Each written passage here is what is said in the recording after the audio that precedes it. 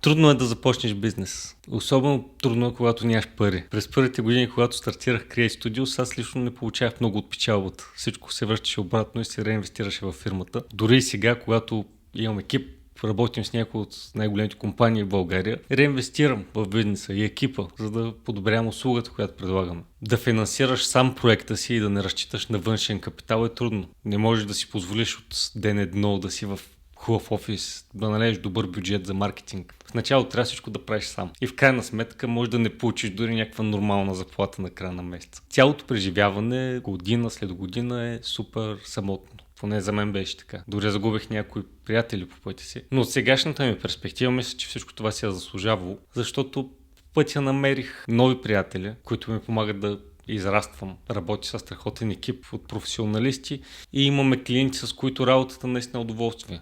Казвам всичко това за тези от вас, които сега